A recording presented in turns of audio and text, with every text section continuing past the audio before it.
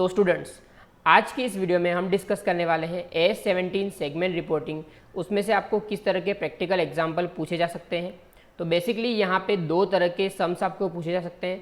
First is about report of segment, मतलब segment की report जो बनानी होती है वो। और सेकेंड तरह के जो एग्जाम्पल पूछे जा सकते हैं वो है आपको आइडेंटिफाई करना है कि कौन से रिपोर्टेबल सेगमेंट है और कौन से नॉट रिपोर्टेबल सेगमेंट है as per the 10% criteria which we have already discussed in our concept lectures. तो अगर आप लोगों ने कंसेप्ट वाले लेक्चर्स नहीं देखे तो जाके आप प्लेलिस्ट चेकआउट कर सकते हैं, वहाँ पे सारे के सारे कंसेप्चुअल क्लैरिटी देने वाले वीडियोस ऑलरेडी अपलोडेड हैं। तो चलिए शुरू करते हैं, आपको कौन कौन से एग्जाम्पल पूछे जा सकते हैं। तो first type of example which is about preparation of segment report. तो आपको कुछ इस तरीके से सम पूछा जाएगा जिसमें आपको कुछ डिविजन्स या कुछ डिपार्टमेंट दिए जाएंगे जो अलग अलग सेगमेंट्स होंगे और उसके बेस पे आपको एक सेगमेंट रिपोर्ट बनानी होगी। तो चलिए इस सम को डिस्कस करते हैं। Mini Limited has 3 divisions A, B and C। Details of their turnover, result and net assets are given below. तो यहाँ पे हमको तीनों के टर्नओवर मतलब सेगमेंट रेवेन्यू, रिजल्ट मतलब प्रॉफिट या लॉस और असेट, इसके बारे में इंफॉर्मेशन दे रखी है।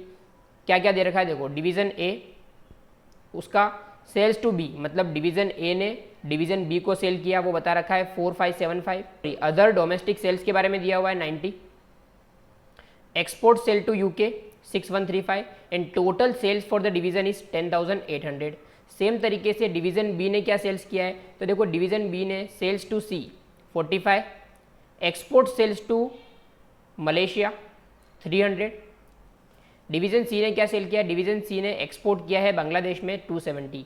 मतलब हमको तीनों ही डिवीज़न का अलग अलग तरीके से जो सेल्स कर रहे हैं वो दे रखा है, एक दूसरे को sales, domestic sales and local sales. तो 3 तरीके के सेल्स है।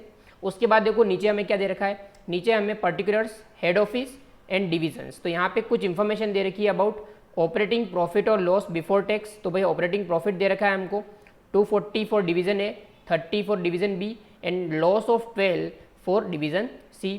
रीअलोकेटेड कॉस्ट फ्रॉम हेड ऑफिस। तो भाई हेड ऑफिस का जो खर्चा है उसको इन्होंने अलोकेट करके दिया हुआ है। तो टोटल खर्चा कितना हो रहा है, 72 + 36 + 36 इज 144। ठीक है।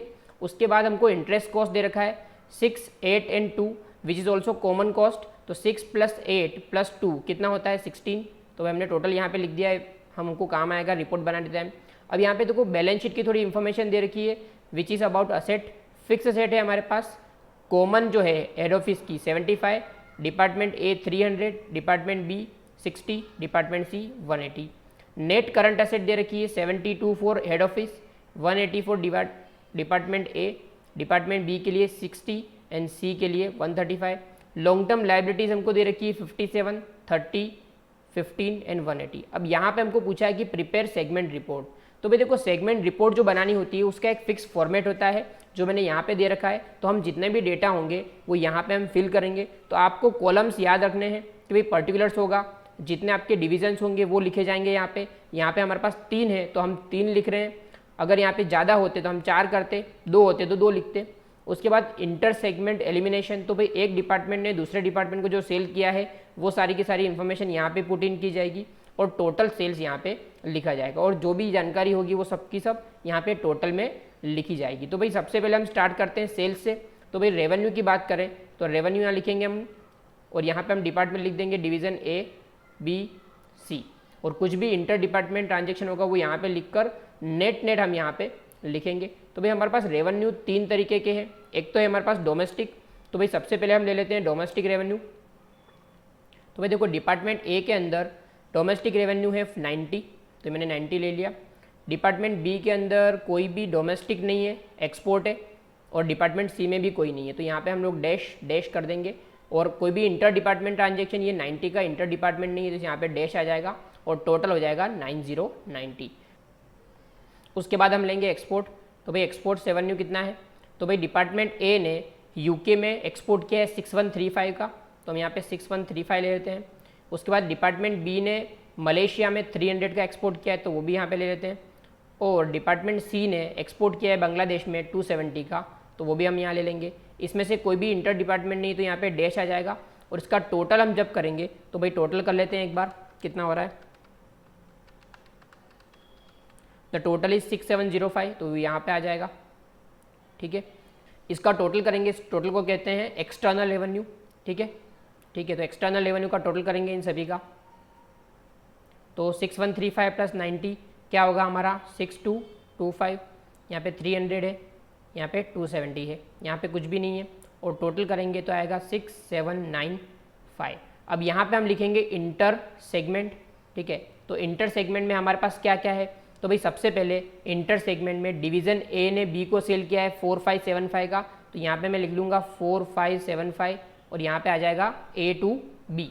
ठीक है, फिर अब ये जो सेल्स हैं, ये सेल्स मेरा हो रहा है एलिमिनेट बिकॉज ये इंटर डिपार्टमेंट है, बट साथ ही साथ हम लोग लिख देंगे बी का भी सेल्स कितना हुआ है, तो भाई बी ने सेल किया है सी को 45, वो भी लिख देते हैं, और सी ने किसी भी डिपार्टमेंट को सेल नहीं किया, तो यहाँ पे डैश आ जाएगा। अब ये पूरा का पूरा रेवेन्यू इंटर सेगमेंट है, इसलिए यहाँ पे एलिमिनेट भी हो जाएगा ये, तो 4575 प्लस 45 टोटल इज 4620, वो एलिमिनेट हो जाएगा, और यहाँ पे मेरा कुछ भी नहीं आने वाला, राइट। तो टोटल हमारा रेवेन्यू यहाँ पे लिख देंगे, टोटल रेवेन्यू कितना हो रहा है, तो 6225 plus 4575, the total revenue for department A is 10800, वो यहाँ पे दे रखा है। सेम वे यहाँ पे 345 आ जाएगा, टोटल करने की ज़रूरत ही नहीं है मुझे, और यहाँ पे 270 आ जाएगा, कोई भी दूसरा नहीं है। यहाँ पे 4620 एलिमिनेट हो रहा है, और total revenue for the company is 6795। तो फर्स्ट आंसर ये हो गया। अब दूसरा काम हमें करना है कि भाई हमको रिजल्ट कितना दे रखा है, तो सबसे पहले operating profit and loss before tax जो दे रखा है वो लिख देंगे यहाँ पे, या लिख दूंगा ऑपरेटिंग प्रॉफिट बिफोर टैक्स कितना कितना हो रहा है। डिपार्टमेंट ए का है 240, डिपार्टमेंट बी का है 30, डिपार्टमेंट सी का है -12, the total is 240 plus 30 270 minus 12, तो कितना हो रहा है 258। ठीक है, तो यहाँ पे 258 लिख देंगे। अब यहाँ से कुछ खर्चे माइनस होंगे, तो भाई यहाँ पे ये तो हमारा सेगमेंट वाला हो गया। अब जो खर्चे होते हैं हेड ऑफिस और इंटरेस्ट कॉस्ट, ये सब कॉमन खर्चे हैं, तो यहाँ से माइनस होंगे। तो सबसे पहले हमारा लेस कॉस्ट, फर्स्ट कॉस्ट क्या है हमारी एचओ का खर्चा। ठीक है, तो यहाँ पे कुछ भी नहीं आएगा, यहाँ पे भी कुछ भी नहीं आएगा, यहाँ पे भी कुछ भी नहीं आएगा, और यहाँ पे भी कुछ भी नहीं। डायरेक्टली हम यहाँ लिखेंगे 144। उसके बाद हम माइनस करेंगे इंटरेस्ट कॉस्ट, वो भी हमारी कॉमन कॉस्ट होती है, वो डायरेक्टली एचओ के यहाँ से माइनस होती है। कितना हो रहा है हमने पहले ही लिख दिया था 16। तो यहाँ पे हमारे पास बचता है प्रॉफिट बिफोर टैक्स, कितना बच रहा है, यहाँ से हम माइनस करेंगे 258 माइनस 144 माइनस 98 मुझे प्रॉफिट बिफोर टैक्स बच रहा है, और मुझे टैक्स की कोई भी इंफॉर्मेशन नहीं दे रखी है। तो यहाँ पे हमारा P&L या इनकम स्टेटमेंट का पार्ट हो गया, राइट।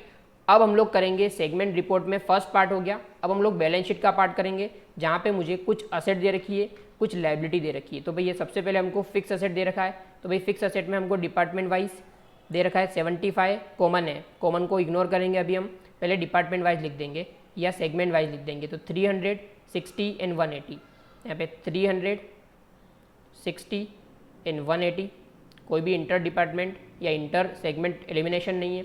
टोटल हम करेंगे इसका, तो हमारे पास टोटल आएगा 300 प्लस 60 प्लस 180, टोटल इज़ 540। अब यहाँ पे हम ये जोड़ देंगे कि भाई कॉमन असेट या फिर एचओ वाली असेट कितना हो रहा है। एचओ वाली असेट है हमारे पास 75, तो टोटल कर देंगे, और टोटल फिक्स असेट हमारे पास जो हुई है वो हुई है 540 प्लस 75, हमारे पास 615 की फिक्स असेट हो गई। सेम तरीके से हम नेट करंट असेट भी ले लेंगे। नेट करंट असेट में हमको 72 कॉमन वाला है, वो बाद में करेंगे हम। 180, 60 एंड 135 ये लिख देंगे, 180, 60 एंड 135, यहाँ पे ये कुछ भी नहीं आएगा। टोटल करेंगे 180 प्लस 60 प्लस 135, टोटल इज 375, और यहाँ पे जो एचओ वाला है वहाँ पे हम ऐड कर देंगे, वो था 72, तो 72 यहाँ में ऐड करेंगे, तो टोटल हमारा नेट करंट असेट हो जाएगा 375 प्लस 72 इज़ 447। इसी तरीके से हम लोग यहाँ पे हमारी असेट साइड हो गई, यहाँ पे टोटल असेट भी लिख देंगे हम 615447, हमारा 1062 का टोटल असेट हो रहा है। सेम तरीके से हम लोग क्या करेंगे, हम लोग लाइबिलिटी के बारे में भी लिखेंगे। तो लाइबिलिटी का मैं यहाँ लिख दे रहा हूँ, करंट लाइबिलिटी हमारे पास दे रखी है हमको, नहीं लॉन्ग टर्म लाइबिलिटी दे रखी है। तो लॉन्ग टर्म लाइबिलिटी हमारे पास डिपार्टमेंट वाइज या सेगमेंट वाइज 30, 15 एंड 180 दे रखा है, तो यहाँ पे लिख देता हूँ मैं 30, 15, 180। यहाँ पे कुछ नहीं आएगा, टोटल आएगा 180 plus 15 plus 30, total is 225। And यहाँ पे मैं एचओ वाला ऐड करूँगा तो वो कितना आएगा, वो मुझे दे रखा है 57, और इसका टोटल करूँगा 225 प्लस 57 282। तो भाई यहाँ पे मेरे पास टोटल लायबिलिटी मुझे मिल गई। तो इस तरीके से आपको क्या बनाना पड़ेगा, इस तरीके से आपको सेगमेंट रिपोर्ट बनाना पड़ेगा। अब यहाँ पे इस सम की बात करें तो आपको एग्जाम में किस तरीके से पूछे जाते हैं, तो पिछले 4 से 5 एग्जाम्स का मैंने एनालाइज किया है, यही सम रिपीटेटिवली बार बार पूछा गया है। सिर्फ क्या किया है, किसी अमाउंट को डबल कर दिया, मल्टीप्लाई बाय 2 कर दिया, डिवाइड बाय 2 कर दिया, मल्टीप्लाइड बाय 3 कर दिया, मल्टीप्लाइड बाय 4 कर दिया। कुछ भी तरीके से ये सम रिपीटेटिवली पूछा जा रहा है, आप एग्जाम्स में दे सकते हैं कि आपको इसी तरीके का सम ही पूछा जाएगा। तो इस सम को, इस फॉर्मेट को आपको एकदम मगअप कर लेना है। यही सम, यही तरीके का सम आपको कल एग्जाम में आने वाला है, राइट। चलिए मूविंग फर्दर। अब यहाँ पे दूसरे तरह का जो सम्स आपको पूछे जा सकते हैं वो ये वाला सम है, जहाँ पे आपको आइडेंटिफाई करने रिपोर्टेबल सेगमेंट। तो भाई आइडेंटिफाई करने के लिए आपको क्या करना होता है, तो भाई कोई भी सेगमेंट आइडेंटिफाइबल कब माना जाता है, जब उसको कोई भी 3 में से कोई भी क्राइटेरिया सेटिस्फाई करे। 10% क्राइटेरिया जो हमारा होता है उसमें होता क्या है, 10% क्राइटेरिया में आपको 3 चीज़ें देखनी होगी। या तो आपकी टोटल असेट का 10% से ज़्यादा असेट कोई सेगमेंट रिप्रेजेंट करता है, या फिर आपके टोटल रेवेन्यू का 10% से ज़्यादा रेवेन्यू कोई पर्टिकुलर सेगमेंट दे रहा है, या फिर तीसरा आपके सेगमेंट रिजल्ट का जो टोटल है उसका 10% आपको करना है, और वो अगर आपका कोई भी सेगमेंट दे रहा है तो आपका सेगमेंट रिपोर्टेबल माना जाएगा। तीनों में से कोई भी हो गया तो यहाँ पे सेगमेंट रिजल्ट वाला है जो उसमें थोड़ा सा ट्रिकी होता है, अदरवाइज बाकी के 2 जो हैं वो एकदम ईजी है। तो भाई क्या करना है, हमको यहाँ पे इस तरीके का सम पूछेंगे, यही सम इसी तरीके का डबल या 3 गुना या हाफ करके आपको सम पूछा जाएगा। तो भाई सबसे पहले देखते हैं क्या लिख रखा है। The chief accountant of XYZ limited gives the following data regarding 6 segment. तो यहाँ पे किसी कंपनी के 6 सेगमेंट है, MNOPQR। अब यहाँ पे टोटल भी दे रखा है। अब यहाँ पे देखो सेगमेंट असेट आपको दे रखी है, सेगमेंट रिजल्ट आपको दे रखे हैं, सेगमेंट रेवेन्यू भी दे रखे हैं। आपको क्या करना है, तीनों ही चीज़ों को एनालाइज करना है और निकालना है कि भाई कौन सा सेगमेंट आपका रिपोर्टेबल है और कौन सा रिपोर्टेबल नहीं है। तो भाई सबसे पहले हम क्या करते हैं, सबसे पहले असेट वाला देख लेते हैं। देखो हमारे यहाँ पे टोटल असेट 400 दे रखा है, तो हमको कोई दिक्कत ही नहीं है। अब जितने भी हमारे सेगमेंट 400 का 10%, तो भाई सबसे पहला क्राइटेरिया बेस्ड ऑन असेट कौन कौन से हमारे सेगमेंट रिपोर्टेबल रहेंगे। तो based on asset, total asset का 400 है, मल्टीप्लाई बाय 10% करेंगे तो जिस भी सेगमेंट का 40 या फिर उससे ज़्यादा 40 और मोर किसी सेगमेंट की असेट है तो वो सेगमेंट्स हमारे क्या माने जाएंगे, रिपोर्टेबल माने जाएंगे। एक और दूसरी चीज़ कि भाई जितने भी रिपोर्टेबल सेगमेंट हम फर्स्ट बार में निकाले उसका टोटल, मतलब उसके जो भी हमारे टोटल असेट का टोटल, अगर वो 75% से ज़्यादा हो रहा है तो कोई बात नहीं है, अगर नहीं हो रहा है तो हमको और भी पीछे जाना पड़ेगा, भले ही हम 40 के नीचे चले जाए। तो यहाँ पे एनालाइज करते हैं, देखते हैं हमारे पास क्या है। हमको टोटल असेट का 10% हो रहा है 40, तो भाई कितने सेगमेंट ऐसे हैं जहाँ पे 10% से ज़्यादा हो रहा है। तो भाई 200 ये हमारा रिपोर्टेबल बन गया, 100 ये भी हमारा रिपोर्टेबल बन गया, 40 yes this is also reportable segment, 20 ये नहीं होगा, ये भी 20 नहीं होगा, ये भी 20 नहीं होगा। तो भाई हमारे यहाँ पे बेस्ड ऑन असेट कौन कौन से सेगमेंट रिपोर्टेबल निकले, तो भाई M, N और O, और तीनों का सेल असेट कितना हो रहा है total 200 plus 100 plus 40, the total is coming to 340 and which is more than 75%, है ना। वो 75% ऑफ 400 से ज़्यादा है ना। 400 का 75% होता है 300 और यहाँ पे हो रहा है 340, मतलब हमारे reportable segment based on asset कौन कौन से हुए, M, N एंड O। हमको पीछे नहीं जाना पड़ा क्योंकि हमारा 75% का क्राइटेरिया सेट हो गया। आगे बढ़ते हैं। अब हम लोग देखते हैं, सेकंड देख लेते हैं पहले सेगमेंट रेवेन्यू के बेस पे। तो भाई रेवेन्यू हमको दे रखा है 4000, तो भाई बेस्ड ऑन रेवेन्यू किस तरीके से करेंगे, तो भाई रेवेन्यू का पहले 10% कर लो। हमारे पास रेवेन्यू है 4000, उसका 10% हम करेंगे तो होगा 400। तो भाई जिस भी सेगमेंट का सेल्स 400 से ज़्यादा हो रहा है वो हो जाएंगे हमारे रिपोर्टेबल। तो भाई आइडेंटिफाई करते हैं 400 से ज़्यादा कौन कौन से, तो भाई सबसे पहला 800 ये भी रिपोर्टेबल, 1280 ये भी रिपोर्टेबल, 800 ये भी रिपोर्टेबल। अभी ये रिपोर्टेबल नहीं है क्योंकि 400 से कम है, ये भी नहीं है। ये 400 एग्जैक्ट है तो ये भी हो जाएगा क्योंकि 400 और मोर देखना है हमको, ठीक है। तो हमारा segment number M, N O फिर आर, ये 4 हमारे सेगमेंट जो हैं वो रिपोर्टेबल बन गए। पहले टोटल करके देखते हैं क्या 75% वाला क्राइटेरिया सेट ऑफ हो रहा है। 800 प्लस एन का 1280 प्लस ओ का हमारा हो रहा है 800 और आर का हो रहा है 400। टोटल कितना हो रहा है देखो जरा, तो 800 प्लस 800 1600 प्लस 400 2000 3280, जो हमारा 75% ऑफ 4000 जो बनता है 3000, उससे ज़्यादा है। तो हमारे सेगमेंट फाइनल हो गए। M N O and R R reportable segment. Based हम आंसर में इस तरीके से समअप कर सकते हैं कि बेबी बेस्ड ऑन असेट हमारे पास एम एन एंड ओ ये 3 रिपोर्टेबल सेगमेंट बने। बेस्ड ऑन रेवेन्यू हमारे पास M N O and R ये 4 बने, और बेस्ड ऑन रिजल्ट्स हमारे पास एम एन और ओ बने हैं। तो यहाँ पे हमको 75% वाला क्राइटेरिया सेट ऑफ नहीं करना पड़ा। ये आपको एग्जाम में इनवेरिएबली यही क्वेश्चन डबल करके, ट्रिपल करके, 4 गुना करके या हाफ करके पूछा जा रहा है। तो ये मोस्ट इंपॉर्टेंट क्वेश्चन है, ये आपको आना ही चाहिए, राइट। तो ये 2 सम्स आपको सेगमेंट रिपोर्टिंग में से पूछ सकते हैं। इसको आप प्रिपेयर करके जाओ, आपका 100% ये एग्जाम में आएगा और ये आप सोल्व कर पाओगे और आपको 100% मार्क्स मिलेंगे। All the best for exams. Thank you.